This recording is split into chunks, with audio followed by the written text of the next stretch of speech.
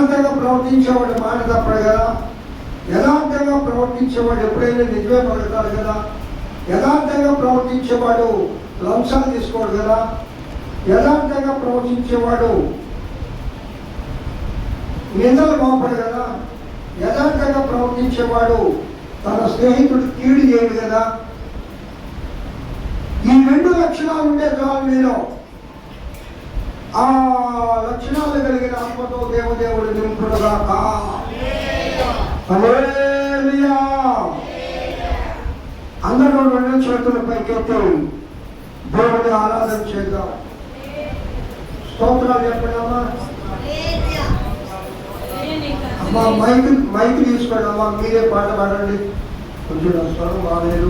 ఆరాధన చేయండి. నిలబడండి. ఇప్పుడు నిలబడండి. ఆ మైకి ఆరాధన చేయండి అమ్మా. స్తోత్రాలు చెప్పండి. స్తోత్రం స్తోత్రం స్తోత్రం స్తోత్రం. అందరూ చాలా మంది ఉన్నారు. స్వరాలు తప్పకుండా వస్తున్నాయి. హల్లెలూయా హల్లెలూయా. స్తోత్రం స్తోత్రం స్తోత్రం స్తోత్రం స్తోత్రం స్తోత్రం. చెప్పాలి చెప్పాలి చెప్పాలి చెప్పాలి. లోను తరచి స్తోత్రం చెప్పాలి. హృదయపూర్వకంగా స్తోత్రం చెప్పాలి. మహిమకరంగా స్తోత్రం చెప్పాలి. గంభీరంగా స్తోత్రం చెప్పాలి. ఆత్మతో సత్యంతో స్తోత్రం చెప్పాలి. స్తోత్రం ఇప్పుడు మన ప్రభువు స్తుతింపదగిన దేవుడు, నిత్యమైన నిత్య నివాసి, నిరంతరము నిరంతరము మనతో ఉండే దేవుడు. చెప్పాలి చెప్పాలి చెప్పాలి చెప్పాలి.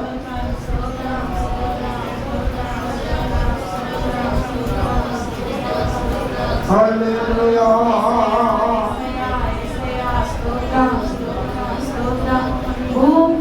భూమ్యాకాశములు సృజించిన యేసయ్యా నీకే స్తోత్రం. ఆమేన్ ఆమేన్. అందరూ చప్పట్లు కొడుతూ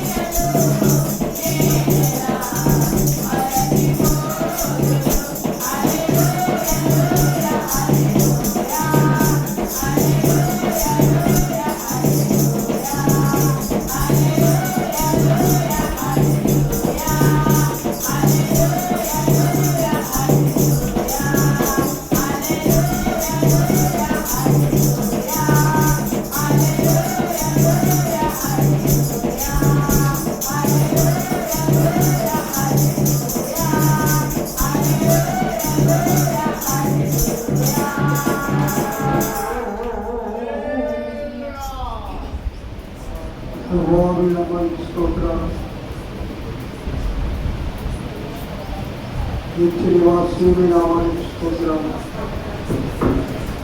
స్తుతింపదగిన దేవా మీ నామానికి స్తోత్రం. భూమి ఆకాశములను సృజించిన దేవా మీ నామానికి స్తోత్రం. వచ్చిన ప్రతి బిడ్డను మీరు సన్నిహించిన నాయన, ఒక్కొక్క బిడ్డతో మీరు మాట్లాడండి నాన్న. మా హృదయాలు మీ సన్నిధిలో కుమరించి మమ్మల్ని మేము శుద్ధులుగా చేసుకొని మిమ్మల్ని ఆరాధించే కృపగా ఇచ్చేయమని మాతో మీరు మాట్లాడమని యేసునామములో పెట్టి వేడుకొంటున్నాం తండ్రి. హల్లెలూయా చెప్తామా? Praise the lord. మన సంఘంలో ఉన్న మహిళలందరికీ మహిళా దినోత్సవ శుభాకాంక్షలు తెలియజేస్తూ ఉన్నాను. హల్లెలూయా చెప్పండి ఒకసారి. మహిళా దినోత్సవ శుభాకాంక్షలు.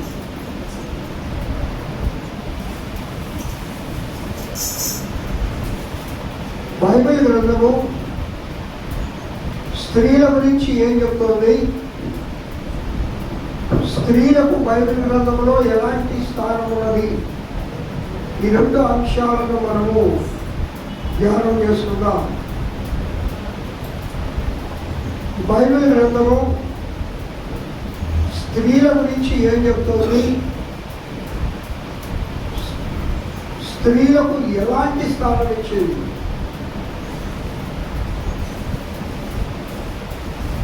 బైబిల్లో సృష్టి ప్రారంభంలో ఆదామును దేవుడు చేశాడు. కొన్ని దినాలు ఆదాము అక్కడ ఉన్న ప్రకృతి దేవుడు చేసిన సృష్టి అంతా కూడా వాటితో సంతోషంగా గడుపుతూ ఉన్నాడు. మొట్టమొదటే ఆదాము సృష్టి ప్రారంభంలోనే ఈ పశుపక్షాదులను చేసినప్పుడు వాటిని స్త్రీగాను పురుషుడిగాను, అంటే మగదిగాను ఆడదిగాను పుట్టించేశాడు. ఆదాము గారికి అప్పుడు తోడలేరు, వాటితోనే స్నేహించేవాడు. హలో చెప్పండి.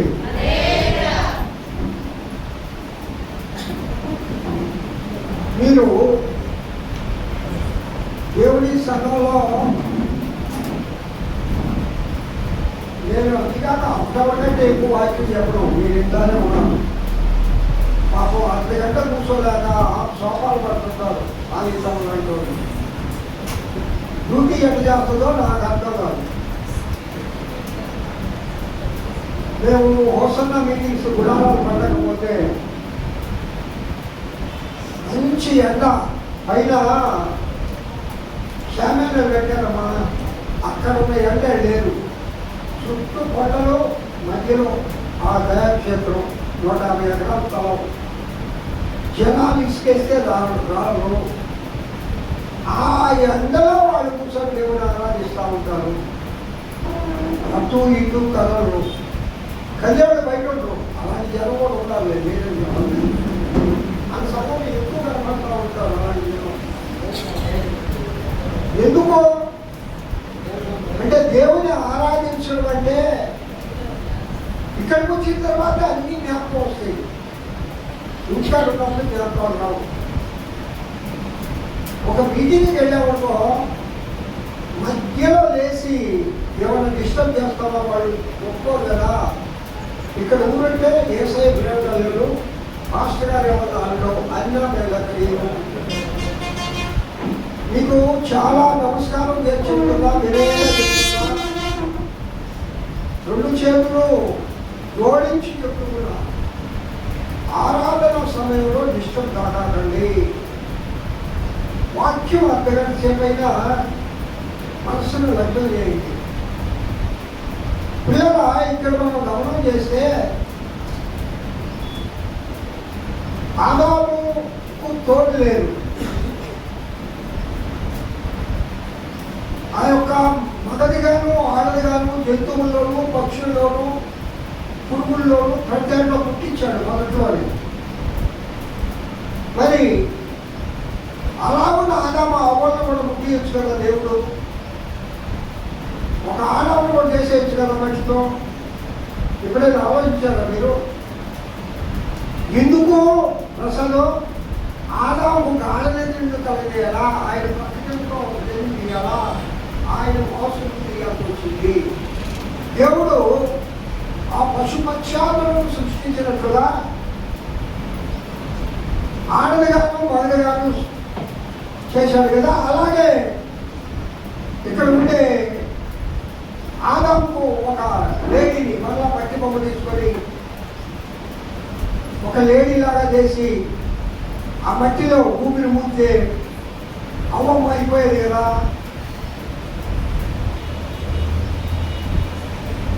రాయలమ్మ ఎందుకు ఇట్లా చేశాడు దేవుడు? అమ్మ నా వైపు చూడండి అందరూ. నేను భలే కొడతామా ఇష్టమైతే నా చిన్నగా ఉన్నా. హలో నా సాయి చూడు, కాడ చేస్తా సెల్లు చూస్తా ఉన్నాను. నువ్వు వచ్చినప్పటి నుంచి మళ్ళీ చెప్తామా? ఇక్కడ ఎందుకో మీకు ఎప్పుడైనా ఆలోచించారా? పశుపక్షాలను అప్పుడే చేశాడు దేవుడు. ఎందుకంటే దేవుడు అట అయ్యేమో జంటలుగా తిరుగుతూ ఉన్నాయి. ఆదాము ఒక్కడే ఉన్నాడు. అప్పుడు అనిపించిందట, ఆదాము కూడా తోడు కావాలనా, ఆదాము కూడా తోడు కావాలనా, ఆదాము కూడా తోడు కావాలి కదా అనుకున్నాడట. మరి సపరేట్గా చేయొచ్చు కదా దేవా. నేను ధ్యానం చేశాను. ఎందుకు ప్రభువా ఈ విధంగా స్త్రీని పురుషుడు తీసావు అనే దేవుడి దగ్గర ధ్యానం చేస్తే యేసయ్య చెప్పాడు, మరే మూర్ఖుడా, ఏదే మట్టిలో నుంచి స్త్రీని నేను చేస్తే పురుషుడు వేరు స్త్రీ వేరుగా ఉంటారా? స్త్రీలు కొన్ని దేశాలలో స్త్రీలు ఉంటారు, కొన్ని దేశాల్లో పురుషులు ఉంటారా? ఇక్కడ స్త్రీ వేరు కాదు, పురుషుడు వేరు కాదు. చెప్పడమ్మా, అవునా? మన భారతదేశం సమాజం అంటే ఉందా? ఒక కాలంలో భయంకరమైన దినాలు కదా. స్త్రీలు పురుగుల కంటే హీనంగా చూశారు కదా. భర్త జరిగిపోతే బాగా బతుకుని భార్య చేసుకుపోయి ఆ సతీ సమగమనం రాజా రామ్మోహన్ రాయ్ గారు పోరాడాడు కదా. అదేంటది బతికిదాన్ని శవాన్ని పెట్టేసి కాల్ చేయడం అంతే. ఆయన భార్య ఏం అధికారం లేదా? లేదు. హిందూ సమాజం స్త్రీని చాలా హీనంగా చూసింది. హైందవ గ్రంథాల్లో కూడా స్త్రీలకు ప్రత్యేకమైన స్థానం ఏం లేదు. కానీ నా బైబిల్ గ్రంథంలో, నా దేవుని గ్రంథంలో ఆది కాండంలోనే సృష్టిలోనే స్త్రీ అని పురుషుడని భేదము లేదు.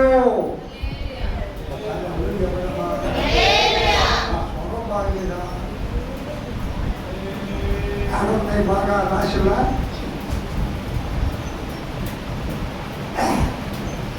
స్త్రీ అని పురుషుడని భేదము లేని గ్రంథం ఒక్క బైబిల్ మాత్రమే. ఖురాన్ కూడా స్త్రీలకు ప్రత్యేకమైన స్థానం వేయలేదు. వర్క వేసుకుంటే బయటికి రాకూడదు, దీని మాత్రం చుట్టుపోయి రావచ్చు. ఏమయ్యా, ఏమి స్త్రీగా ప్రత్యేకమైంది? నువ్వు కూడా వర్క వేసుకోరా? నువ్వు కూడా సమాజంలో నేను మొగోడి, మరి స్త్రీయో సమాజంలో కలవడకూడదు అని దేవుడి గ్రంథం ఎక్కడ చెప్పిందా? అసలు దేవుడు సృష్టించినప్పుడే ఎంత ఆశ్చర్యకరంగా ఇద్దరిని వేరేగా సృష్టించలేదు. అల్లు చెప్పండి. ఎందుకమ్మా ఇంకా మట్టి వెళ్ళా ఆదా కోసం తోడు కూతురు కాక అంటే ఒక అందమైన స్త్రీ అక్కడ ఏర్పడి ఉండేది. అద్భుతమైన స్త్రీ రూపం. మరి ఎందుకు దేవుడు ఆదాము ప్రకటన తీశాడు, ఆదాము మాంసం తీశాడంటే ఇక్కడ స్త్రీ అని పురుషులని భేదము భేదము భేదము భేదము లేనే లేదు దేవుడి గ్రంథంలో. ఏ భేదము లేదు. ఇంకో వచ్చిన ఉంది, పాపం చేసి దేవుడు అనుగ్రహించు అది అగ్రాలు వేయడం. స్త్రీ అని పురుషులని భేదము లేని గ్రంథము. ఆ విధంగా చెప్పే దేవుడు యెహోవా దేవుడు, యేసయ్య మాత్రమే. అయ్యో చెప్పండి. అవునమ్మా, స్త్రీకి ఒక న్యాయం, పురుషుడికి ఒక న్యాయం. నేను భార్య చచ్చిపోతే వెంటనే పెళ్లి చేసుకోవాలా? ఆమె ఒక్క వయసులోనే భర్త చనిపోతే పెళ్లి కూడా చేసుకోకూడదు తెలుసా? పూర్వకాలంలో ఇల్లు 5వ కల్పకాలంలో ప్రకారం. సరే, సతీగా సాగంలో పోయిన తర్వాత ఆమె ఎప్పుడు మొట్టమొదలాగే ఇంట్లో ఉండాలి, ఏ శుభకార్యాలు పోకూడదు. అనవడంలో కూడా నేను చూశాను. క్రైస్తవులు ఏమిటి మా ఆ బిడ్డలు ఆశీర్దించమ్మా, సెలవులు అయ్యమ్మా, ఆ బిడ్డలు జీవితం అయ్యా, నేను వదిలేయా, ఎందుకమ్మా నీ మా చచ్చిపోయింది, నువ్వు బతుకున్నావు కదమ్మా. మనలో కూడా ఈ ఆచారాలు ఏంటంటే మనం జీవించే సమాజం అలాంటిది కాబట్టి. హల్లెలూయా, స్తోత్రం చెప్పండి. ఇంకొక గొప్పగా, ఇంకొక పెద్దగా చెప్పండి స్తోత్రం. కావున ప్రియులారా, మనం గమనించాల్సిన విషయం ఏంటంటే స్త్రీ అని పురుషుడని భేదం లేదు. ఫస్ట్. రెండవది, స్త్రీని ఏ స్థాయిలో ఉంచాడు? అక్కడే ఉంది కదా, ఒకే స్థాయి, ఒకే రక్తము, ఒకే మాంసము, ఒకే ఎముక. ఇది గుర్తు చేసుకుంటే మగవాళ్ళు స్త్రీలను హీనంగానే చూడరు. ఏమి అంత తక్కువ ఎందుకంటే కాదు, బైబిల్లో తక్కువే రాదు. మగవాళ్ళకి ఒక ప్రకటన ఉండదు, లేడీస్కి అన్నీ ఉంటాయి. మన ప్రకటనకు దేవుడు ఎక్కడ పెట్టాడు, ఆ ఎముక తెచ్చి నీ దగ్గర పెట్టుకున్నాడు అంటే అర్థమైంది. నా శరీరంలో మహాదేమా ఇప్పుడు అందరూ మగవాడంట పెళ్ళప్పుడు వద్దనం చేసి ఉంటాడు, పెళ్ళైన 2వ రోజే మర్చిపోయి ఉంటాడు. మాంసము అమ్మా, నా శరీరంలో శరీరము, ఈ మాటలు నువ్వు ఉంటే ఈ మాటలు నువ్వు అయ్యా ఆదాము అన్నాడు, నువ్వు నాని అనుకోడు. ఆయనకి అందేసిన మొత్తం ఇచ్చాడుగా. మొదటి ఆపరేషను, మొదటి డాక్టరు, మొదటి పెట్టిన డాక్టరు ఎవరమ్మా? అదే చెప్పడమ్మా. ఇప్పుడు మొత్తం డాక్టర్ చెప్పాలని చెప్పాలి. మొత్తం ఇస్తే చాలు. ఏం తీసుకుంటామా? ₹1000 కదా, చిన్న చిన్న ఆపరేషన్ కాదు. ఇప్పుడు కంటి ఆపరేషన్ చేసేటప్పుడు మొత్తం డాక్టర్ చెప్తారు, ఆ డాక్టర్ ఎంత ఇవ్వాలి కదా, 5,000. ఇంకా అది కాక పెద్ద ఆపరేషన్ అయితే అక్కడే ఉండాలి, అక్కడే మొత్తం డాక్టర్ ఉంటారు, అప్పుడు కూడా ఇవ్వాలి. మరి డాక్టర్లే సృష్టించిన పరమ డాక్టర్ మన ప్రభు యేసుక్రీస్తు. అదిలో చెప్పనువా? ఇక్కడ స్త్రీ అని పురుషులని భేదము లేదు. ఎందుకో? నీ భార్య ఎవరు? నీ మాంసంలో మాంసము, నీ శరీరంలో శరీరము, నీ ప్రకటముగా. అది గుర్తుపెట్టుకో. లోకంలో ఎంతో మంది ఉంటే చిరంజీవి దేవకినే ఎందుకు చెప్పుకున్నాడు? ఎక్కలే ఆ రోజు దయచేసి ఒప్పుకుంది కాబట్టి పెళ్ళి అయింది, నేనే చేసుకుపోయినా. ఒప్పుకుందంటే అర్థమైంది దేవుడు చిత్తం ఉంది అక్కడ. అల్లే చెప్పండి. ఆడే దొరక మా ఓటు ఇద్దరు అనిచ్చో వచ్చి ఆవిడ చేసుకున్నాడు. ఆడ ఏర్పాటు చేశారు రక్షణగా. మీరు అనుకోకండి, మానవులు మానవ నిర్మితములు వివాహాలు కావు. అది చెప్పండి. కొటేషన్ చెప్పుకుంటే మ్యారేజెస్ ఆర్ మేడ్ ఇన్ అంటే అర్థమైంది. పెళ్లి ఎక్కడ జరుగుతాయంట? అంటే పరలోకంలో నిర్ణయించుంటాడు దేవుడు. నీ భర్తలో నీ భార్య ఎవరు? నేను ఆ రోజు నేను ఫోన్ చేసుకున్నలే, అమ్మను ఫోన్ లేదులే, నా కళ్ళు బాగా కనపడలేదులే అనేది మాట్లాడట. అసలు వివాహ బంధం అనేది రోగరాజ్యంలో ఏర్పడాలి. అదే చెప్పండి. స్త్రీలు తక్కువనే కాదు, స్త్రీలో ఎక్కువనా? ఎక్కువ కాదు. బైబిల్లో ఏం చెప్తుందంటే సమానం. ఎందుకో ఈ వాకాలు ఎముక కూడా ఈ పాదంలో ఎముక తీసుకుంటే ఇంకా చాలా తక్కువ. ఇప్పటికే వాళ్ళని పాదాల కింద కొట్టేస్తున్నారు. పురుష సమాజం స్త్రీలను పాదాలను కింద కొట్టేస్తా ఉన్నారు. మరి దేవుడు ఎక్కడో తల్ల తీసుకుంటే స్త్రీలను తొక్కేసేవాళ్ళు. నేను తల రక్కకి ఇవ్వకండి మధ్య భాగం. అదే చెప్పండి. అంటే నువ్వు మధ్యస్థం అంతే. నువ్వు ఎక్కువ కాదు, తక్కువ కాదు. ఏంటి నువ్వు? సమానము. హల్లెలూయా. ఈ యొక్క మహిళా దినోత్సవం రోజు ఒక గొప్ప మహిళను జ్ఞాపకం చేసి నేను ముగిస్తాను. బైబిల్ గ్రంథంలో గొప్ప ప్రార్థన పడ్డాను. మొదటి నుంచి చెప్పుకుంటూ వస్తే అందరూ గొప్పవాళ్ళే.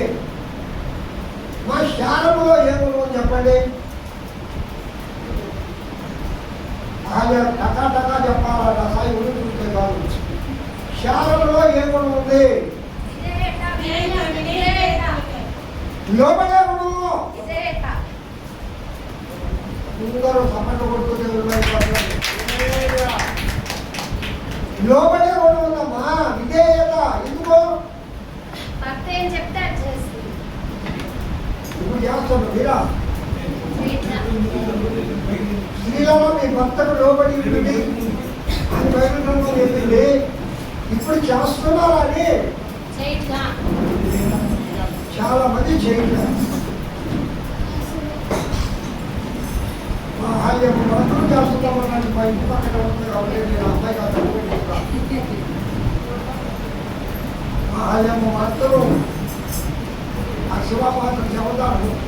గాలి పెట్టారు శివారెడ్డి అన్ని రోజులు కుడిపోతాడు. ఆదివారం వాడేది స్పెషల్ అయిందా? స్పెషల్ అయిందా?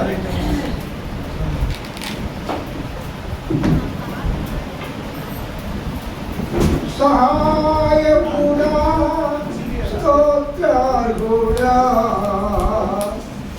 నిరాకరుడా మనోహరుడా అబ్రహాము నమ్మిన దేవుడా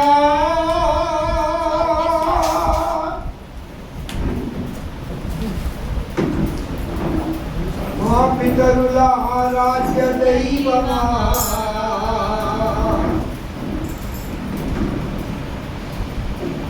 ఇశ్రాయేలు కాపరి బహు గొప్ప నేపరి నీకు సాటి ఎవరు యేసయ్యా.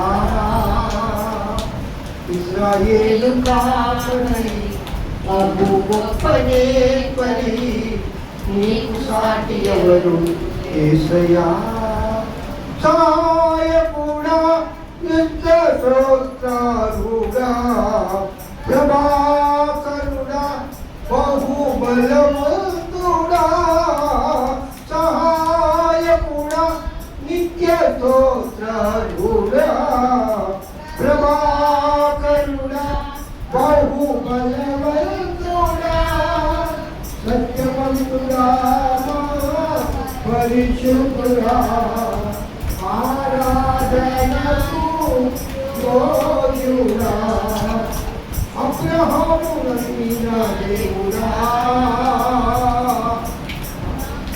ఇంకా ముఖ్యమైన వాక్యాలు ఇక్కడ వాడారు నరేష్ అన్న.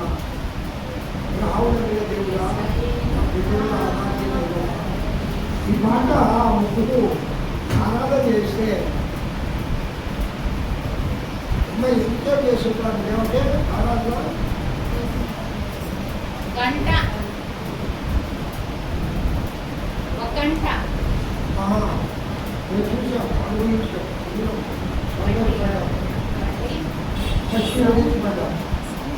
సరే వచ్చాను, మీరు డిస్టర్బ్ అవుతుందని ఇప్పుడు శ్రద్ధ అందరూ ఇంకేదమ్మా బంటే అన్నీ తెచ్చాను. ఇంకేవద్దు సౌండ్ రావట్లా, సౌండ్ తక్కువ సౌండ్ తక్కువ ఉందా? ఆయన పొద్దు బాగా సరే నాకు స్వరం బాగా.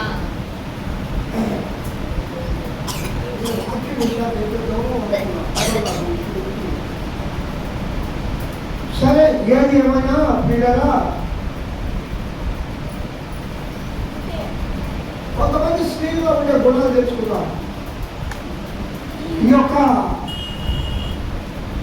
దినంలో ఆంధ్రప్రదేశ్ ప్రభుత్వం మన ముఖ్యమంత్రి గారు భలే వరాలు ఇచ్చాడు స్త్రీలకు. పేపర్ చూడండి, దాదాపు 7 వరాలు ఇచ్చాడు.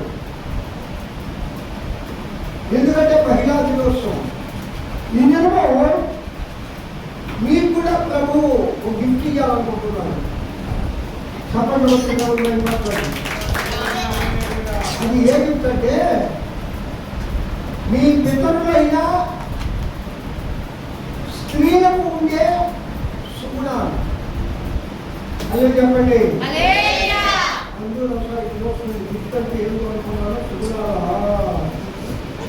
అంతకంటే జలము బంగారం పనికిరాదమ్మా.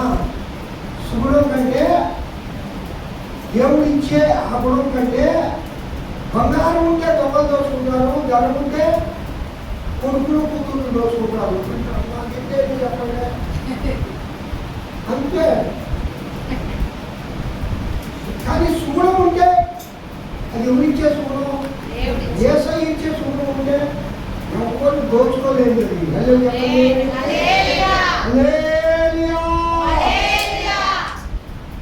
దేవుడు ఒక 5 స్త్రీల నుంచి ఇక్కడ ఉండే స్త్రీలందరికీ మరియు మనకు కూడా మొగలు కూడా కొన్ని సుగుణాలను ఇస్తున్నారు. మొట్టమొదటి గుణవంతురాలు శారమ్మ. శారమ్మలో ఒక గుణం చెప్పింది ఏమమ్మా? ఏదే? ఎంత వినయం, ఎంత వినయం.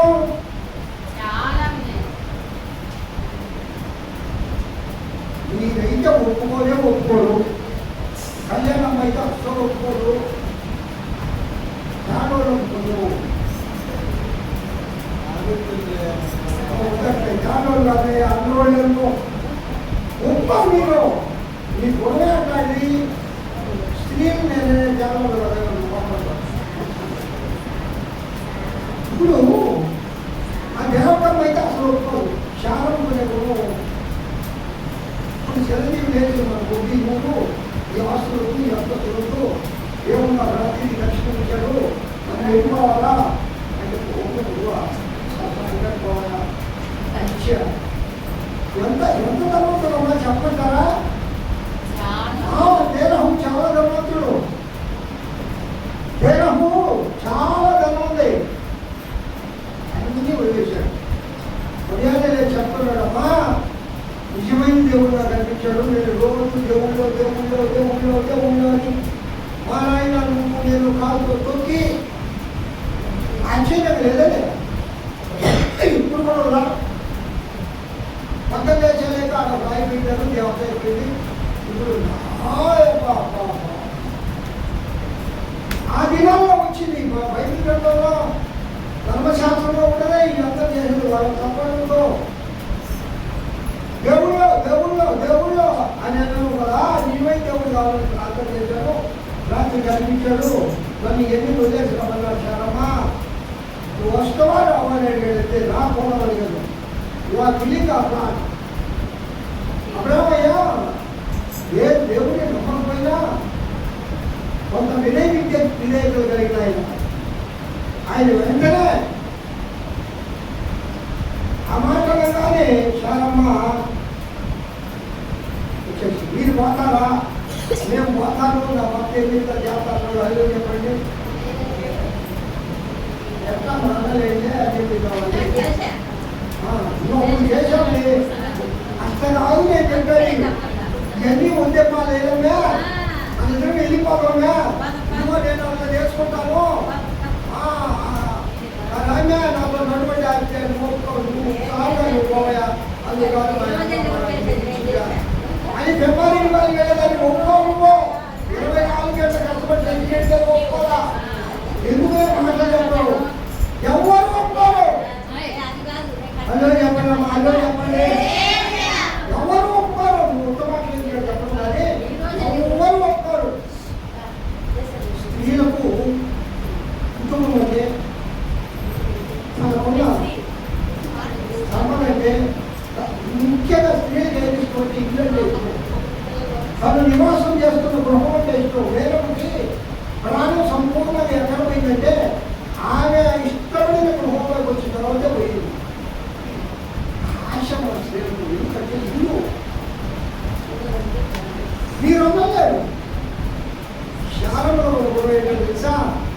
భర్త చెప్పాడు, అదే చెప్పడమ్మా, ఇంకొకసారి చెప్పడం, ఇంకొకసారి కూడా చెప్పండి. ఇక్కడ ఇంకొకసారి అన్నాడు, చాలా భార్య వారు చెల్లి అన్నాడు, కటామని చెప్పమని కొట్టేవాడు వీళ్ళకి.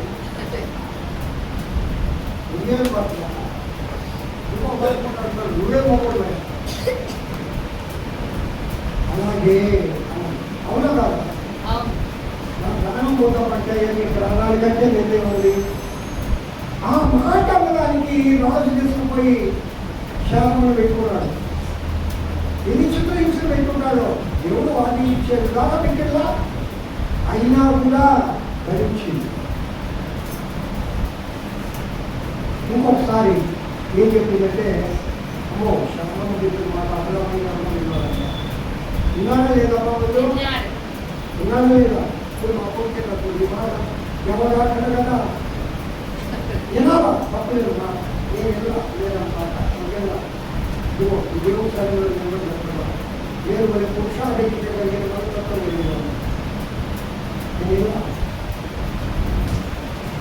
నేను ఒక మాట అన్నట్టు ఏమన్నదంటే, నా బిడ్డలు పుట్టలేదు, ఇదిగో నా పెద్ద దాక్షి కదా, నువ్వు దాంతో పోయా బిడ్డలు పుట్టాలంటే అబ్రహాం ఎంత స్వార్థం పెట్టాడు, ఎంత మంచి పెట్టాడు. అప్పటికి దేవుడే వాగ్దానం మీద ఎవరు పోయాడా లేదా? భార్య మాటలు లోబడ్డాడా లేదా? అలాగే పురుషులు కూడా భార్య మాటలు లోబడాలి. అప్పుడే ఒక కుటుంబం బాగుంటుంది. ఆ కుటుంబం కూడా బాగుంది. ఎందుకంటే నేను 2 ఎదురు సంపాదించుకుని నేను చాలా తప్పులు పెట్టాను. మా మేరకు మా ఇంటికి ఇంకో అంతా ఉండేది. కానీ భర్త భార్య కుటుంబం పనిచేస్తే ఆ కుటుంబము నిజంగా చాలా ఆశ. ఒకరి మాట ఒకరు ఆదరకూడదు. ఇక్కడ శారములు అడిగాడు, ఒప్పుకుంది. ఇక్కడ అబ్రాహాముని అడిగాడు, ఒప్పుకున్నాడు. హిందువులు ఒప్పుకున్నాడు. అలా చెప్పండి, ఎట్లా పట్టండి అయినా మన కుటుంబాలు బాగోలేదు. ఒప్పుకోండి. వినండి, భార్య ఎప్పుడు కుటుంబానికి చెరుపు జరిగే మాట స్త్రీ చెప్పనే చెప్పదండి. పురుషుడు చెప్తాడు. పురుషుడు కుటుంబం కంటే కొన్నిసార్లు లోకాన్ని ప్రేమిస్తాడు, స్నేహితులను ప్రేమిస్తాడు, హ్యాబిట్స్ని ప్రేమిస్తాడు. స్త్రీ మాత్రము తన కుటుంబం కంటే తన భర్తనేసే ఏడే లోపలే తీసుకుంటుంది. అది చెప్పండి, శారములకు మంచి గుణం ఉంది. ఆ గుణాన్ని పరిశుద్ధాత్మ దేవుడు ఈ యొక్క ఉమేష్ దేవుడు మా సంఘంలో ఉన్న స్త్రీలందరికీ ఇచ్చునుగాక. మీ పురుషులకు మీరు లోబడిందురుగాక. హల్లెలూయా. రెండవ ఇస్సాకు భార్య చేద్దాం. పేరు చెప్పడమ్మా ఇంకా రిబ్కాలో ఉన్న మంచి కొట్టాడు కష్టపడే కష్టం కష్టపడే మనసు నేను అడిగాడు దాసుడు అబ్రహ్మ పెద్దాసుడు నీకేందయ్యా నీ ఒంటెలు కూడా ఒంటె నీళ్ళు తాగట అదేమి చేతుల పై కాదు కింద దిగి మెట్లు దిగి మన ఊళ్ళో మన ఓ నీళ్ళు తెచ్చుకుంటున్నాం కింద మెట్లు దిగి తెచ్చుకోవాలి కుటుంబంలో పెట్టుకోండి ఎన్ని ఉన్నాయి ఒక ఆయనే కాదు పోయింది చాలా మంది పోయారు అన్ని ఒంటెలు కూడా నీళ్ళు వచ్చింది అంటే ఫస్ట్ నుంచి రిబ్కాలో కష్టపడే మనసు ఉంది ఏ కుటుంబం బాగుంటుందంటే అమ్మా వినండి కష్టపడే మనస్తత్వం ఒక స్త్రీ కుటుంబం బాగుంటుంది అదే చెప్పండి చాలా మంది స్త్రీలు వ్యర్థం చేస్తున్నారు ఇంట్లో ఒక కరెంటు కొని వెళ్తున్నా ఒప్పుకోకుండా స్త్రీ వేస్ట్గా నేను చెప్పేది అంత అన్నం వేస్ట్ చేయాలన్నా కొంతమంది స్త్రీలు ఒప్పుకోరు పొడుగుతారు ఎవరి దగ్గర నేర్చుకోవాలంటే స్త్రీ దగ్గర నేర్చుకోవాలి ఉన్న దాంట్లోనే చదువు ఆశ్చర్యంగా మా సిద్ధంతో మాట్లాడతాను తీరా ఎప్పుడు చెప్పదంటే నాన్న ఏం కోరాలా ఎప్పుడు నేను గుడికి వచ్చేటప్పుడు సాయంకాలం ఆదివారం అంటే వాళ్ళు ఉండే ప్రిపేర్ అప్పుడు ఎవరు చెప్పేది నేను ఇంటికో అప్పుడు నా ప్రాబ్లం ఉంది ఒక స్త్రీ అంటే అర్థమైందంటే ఒక వారం రోజుల ప్రణాళిక నీ మనసులో ఉండాలి కుటుంబంలో ఏం కావాలో శ్రమపడాలమ్మా ఉదయం లేచి అమ్మ 31వ అధ్యాయం చదవండి 30వ అధ్యాయం సామెతల గ్రంథంలో అదే చెప్పండి జ్ఞానవంతురాలైన స్త్రీ తన ఇంటి వారికి అందరికీ డబ్బులు కొడుతుంట రక్షగా వెళ్ళిందంట ఆహారాన్ని ఉండి పెడుతుందంట ఉదయం లేచి తన ఇంటి వారికి కావాల్సిన సమస్తాన్ని జ్ఞానం కలిగిన స్త్రీ తన ఇల్లు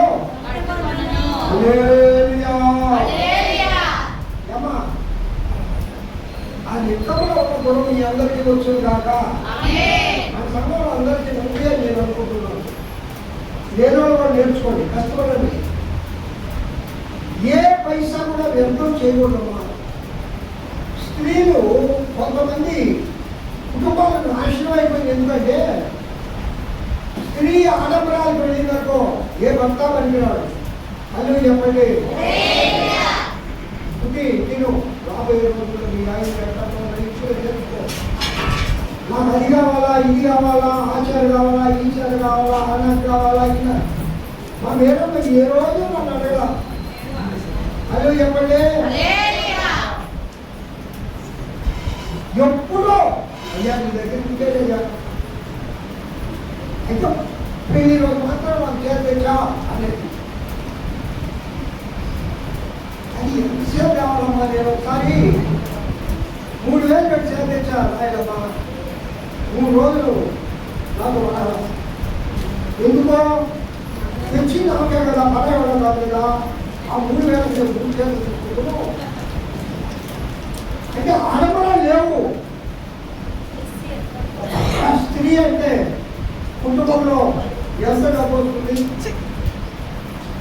ఏం కావాలా రేపటి దినానికి ఏం పొందు తీయాలా ఇది స్త్రీ దగ్గర నుంచే నేర్చుకోవాలా స్త్రీయే చేయాలి ఆ గుణం యూరుకుందంటే బైబిల్ గ్రంథంలో రిబ్కాలో కష్టపడే గుణం ఉంది అలా చెప్పండి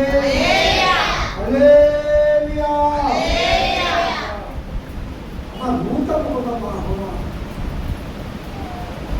నూతమ్మ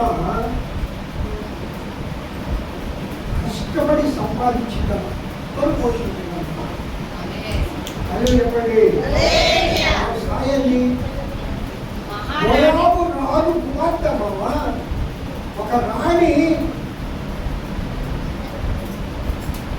అంతకు తగిన కోడలుగా బైబిల్ గ్రంథంలో ఉంది ఒక అంటే ఆమె రూలో హల్లెలూయా చెప్పండి ప్రతి ఒక్క కోడలే కదా ఏమవు రాయమ్మా ప్రతి అక్క ఒక కోడలే కదా. మరి కోడలు ఎందుకు ఏం తీసుకోతింటారు? ఇక్కడ ముందు ఏం అక్కలు ఏం తీసుకునే అక్క లేదు, కానీ ఏం తీసుకునే కోడలే ఉంటారు కదా. నువ్వు లేరు. మా వదినప్పే అట్లాంటి కాదు, మా సంవత్సరాలు, మా అక్క కూడా కులం కూడా వాళ్ళని కూడా కోపడగలండి. మీరేం వేధించడం లేదు, కానీ మిమ్మల్ని స్వతంత్రంగా బతికిస్తున్నారు మీ అక్కలు. దానికి గర్వపడండి. ఒక రిస్ట్రిక్షన్ వెళ్ళాల. నువ్వు సమాజాలు నేను చదువుదాన్ని ఈ మాట మా కళ్యాణం దాన్ని అయితే నన్ను మాటలు అడిగాడుగా, ఎందుకు అడగాల